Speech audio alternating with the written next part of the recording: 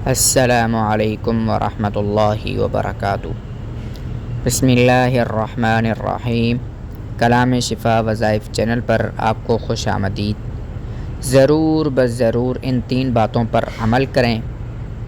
جو کچھ آپ سے جتنا ممکن ہو سکتا ہے ان پر عمل کریں۔ آپ کے رزق میں فراوانی ہی فراوانی ہوگی، اور اس فراوانی کو انشاءاللہ العزیز آپ اپنی آنکھوں سے ہوتا ہوا دیکھیں گے۔ 3 کام کرنے ہیں رزق میں برکت کے لیے۔ یہ تیسری ویڈیو میں اپلوڈ کرنے لگا ہوں اپنے چینل پر۔ یہ تیسری ویڈیو ہے میری جو میں رزق کے بڑھانے کے وظیفے کے حوالے سے میں اپلوڈ کروں گا۔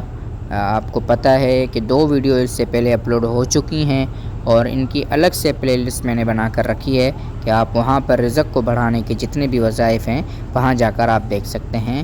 تو وہ کام کون سے ہیں جو آپ نے کرنے ہیں؟ نمبر 1 کام، آپ نے سچے دل سے دل میں یہ بات بٹھا لینی ہے کہ روزی دینے والا صرف اور صرف ایک اللہ کی ذات ہے۔ نہ کسی انسان کے ہاتھ میں روزی دینا ہے، نہ کسی اور مخلوق کسی چیز کے ہاتھ میں ہے روزی دینا۔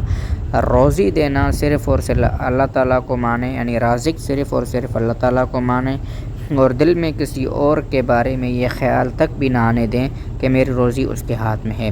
نمبر 2 رکعت پڑھ کر مسجد میں بیٹھ کر اللہ سے پکا عہد کریں کہ کبھی حرام روزی کو اختیار نہیں کریں گے۔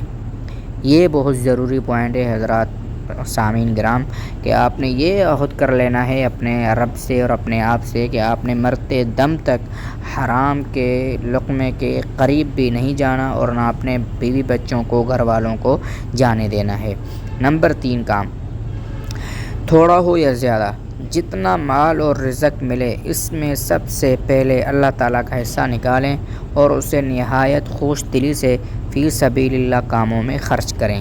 یعنی جتنی بھی آپ کی مہینے کی انکم ہے، وہ 1 تاریخ کو آتی ہے یا 5 تاریخ کو آتی ہے، چپ چاپ کسی کو پتہ نہ چلے ان میں سے کچھ پیسے علیحدہ کر کے آپ کسی یتیم، غریب، مسکین یا پھر کسی مسجد کے ڈبے میں جا کے چپ چاپ ڈال دیں۔